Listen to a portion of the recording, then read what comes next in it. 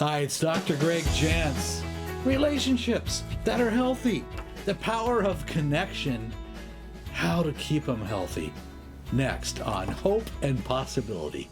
Dr. Gregory Jantz is a best-selling author of over 45 books and the founder of the Center A Place of Hope, voted a top 10 center for depression treatment in the U.S.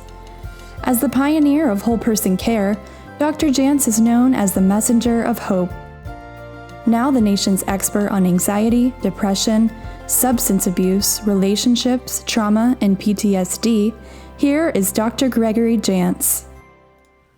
Hi, Dr. Jantz here for some hope and possibilities in our relationships. If there's one single thing that we all really want and desire it's healthy relationships. We can't live in isolation. Well, we don't do a good job when we do. In a recent survey, 61% of Americans said that they were and are lonely. Loneliness has taken a stronghold in our country because of those 61% that said I'm lonely, most, in a follow-up question, said they cannot even identify one close friend. I was motivated to write a small mini book. I love these mini books. They're like less than 100 pages, and they really get to the core issues quickly. And it's a challenge. It's probably harder than writing a regular sized book because you got to be really careful and put it all in very few pages. And the power of connection, because we all want to have healthy relationships, but sometimes we did not have a good relationship model. Sometimes we did not have an opportunity to really learn what is a healthy relationship. Think about it. Who was your relationship mentor? We didn't have a mentor for relationships. We observed from our family, maybe things that were positive, maybe things that weren't, and we learned to have friends, and then we learned that friends were not always friends or always reliable, and maybe by the time we were a teenager, we began to develop something called distrust of people. And we're answering the question, where do I fit in? Who are my people? And we always tend to move towards where we feel acceptance. It's not always the healthiest options. Think about it. Some kids will move towards more gang-like because there's acceptance, but it's not the healthy choice. Well, what are some of the things that really begin to disconnect us from people? And I talk about identifying the causes of disconnection.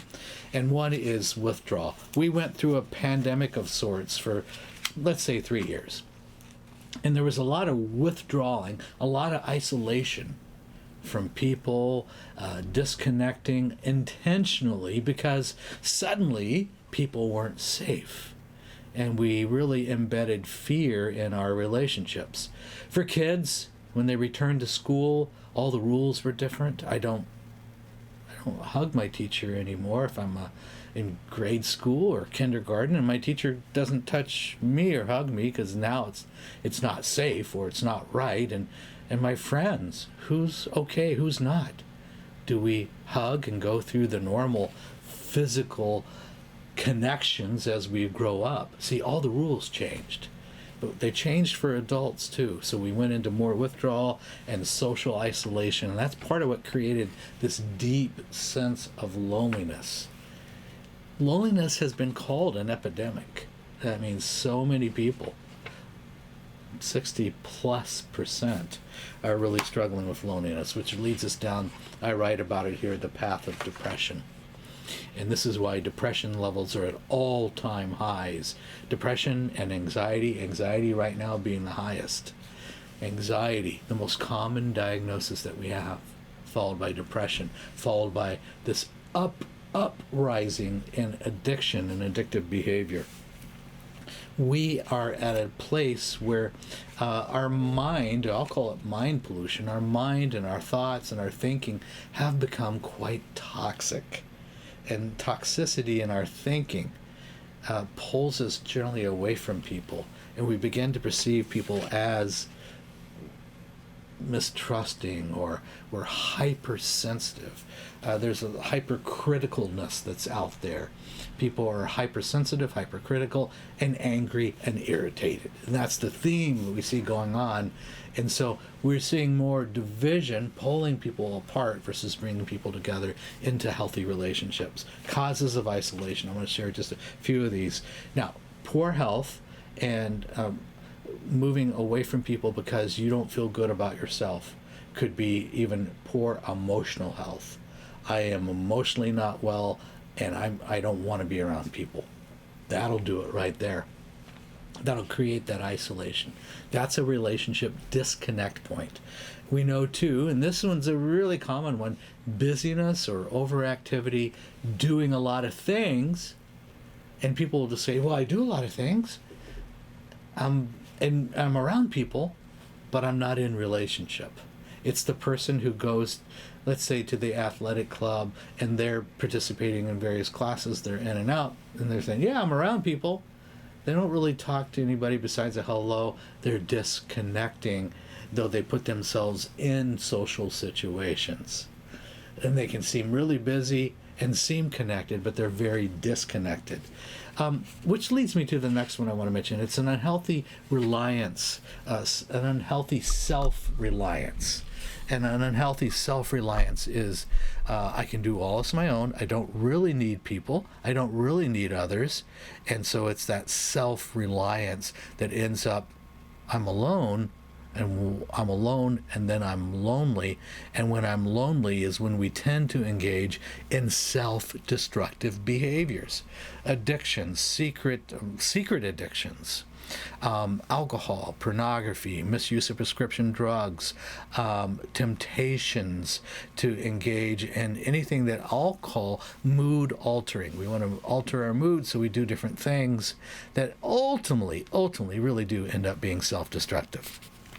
So, substance abuse and addictions is on my list as a relationship disconnect. So, these are things that rob us of intimacy, move us away from relationships, and cause us to disconnect. Now, some went through a difficult time and there was unemployment.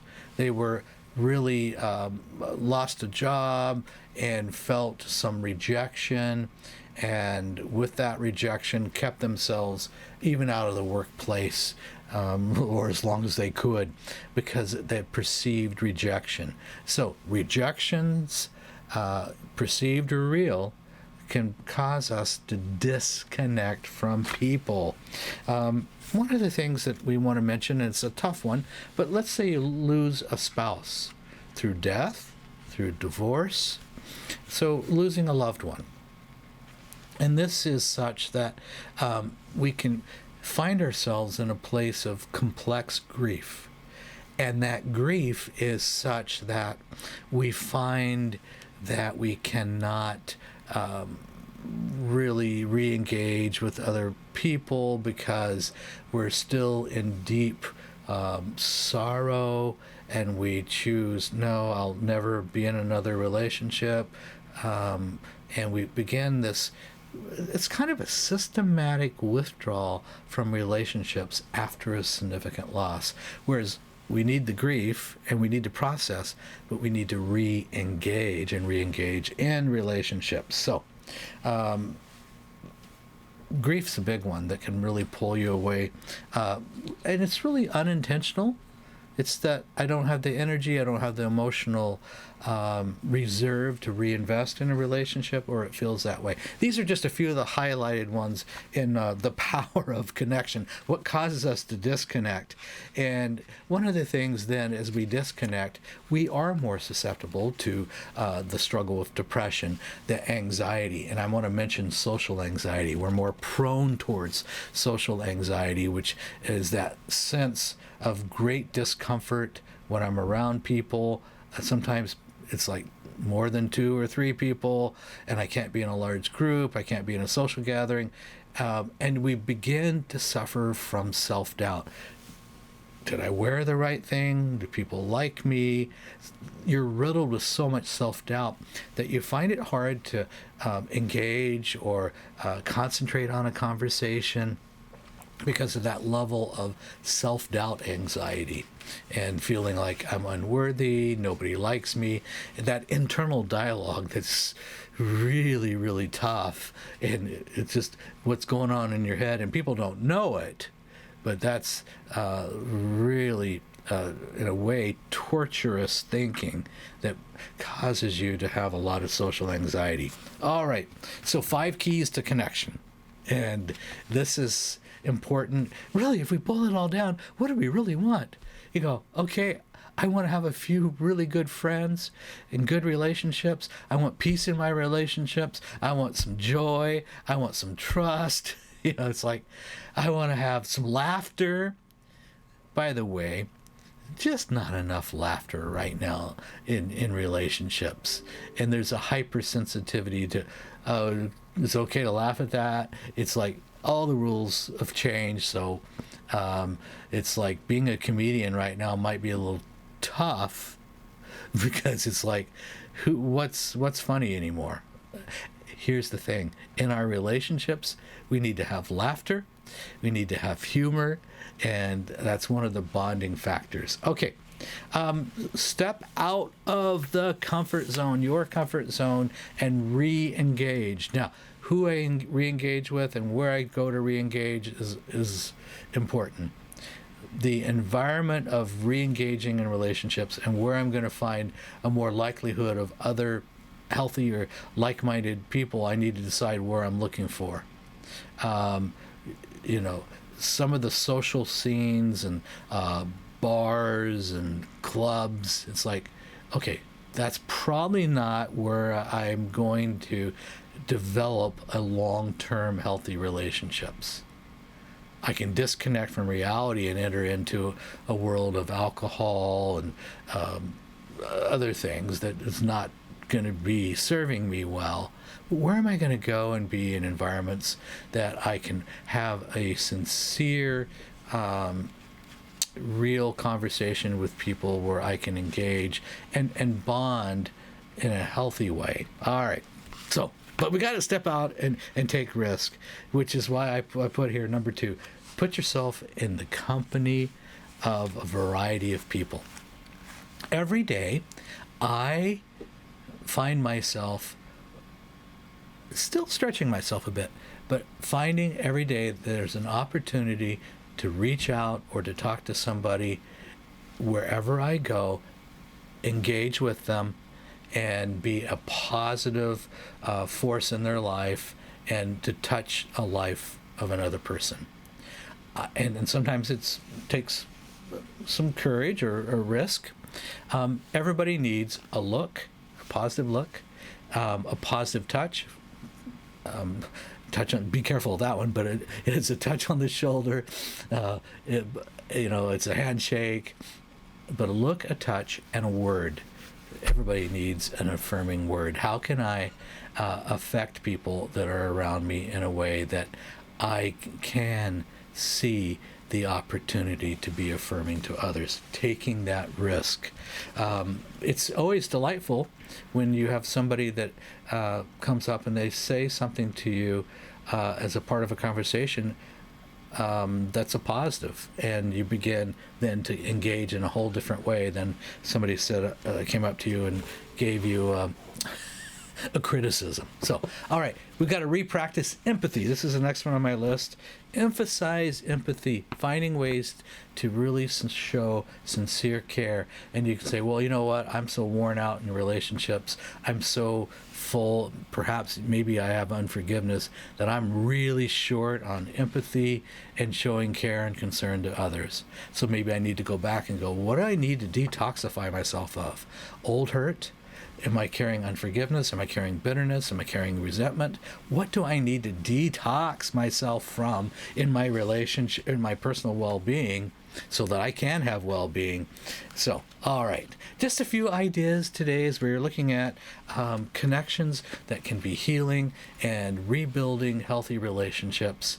We have to know what disconnects us and what are we willing to do to re-engage. And sometimes it's a real important time where we look at ourselves and go, okay, what do I need to clean up about myself? What do I need to, what am I doing? Sometimes we hear, what's the vibes I'm sending out? Well, what is it I'm communicating to others? Is it an attraction of good and of good words and goodwill? Or when people see me, do they kind of cringe? We all have people in our life that when you're around them, you feel yourself backing off. There's a distrust. You're not really close to them, but they've done some things or said some things that's been injurious to you, and there's a holdback. There's a barrier. And this is where we need to look at, what am I communicating to others? And do I need to look at self-forgiveness or forgiveness of some past hurt or trauma? Do I need to deal with trauma in my life so that I can have fresh, healthy connections? And that's not social media. We're talking real-time relationships and having if you will, a network of good and healthy relationships. We all want that. And we not only can aspire towards that and work towards that, we can also write down everybody in our life that we're grateful for, and how do I continue to build a bridge of a healthy relationship with them? Where do I need to take risk? I did it today. Somebody that I only had one brief encounter, would have been over a year ago, who I really do want to know and engage with, and I found out how to connect with this person, and I left a message today. I'm reaching out. Well, as of this moment, I haven't heard back yet, but I'm believing I will. Be courageous, be bold, and I personally believe that God can instill that within us, and we can be a lighthouse of others. Of my position is a lighthouse of others of God's love, and we can do this, and we can have those relationships that we really desire.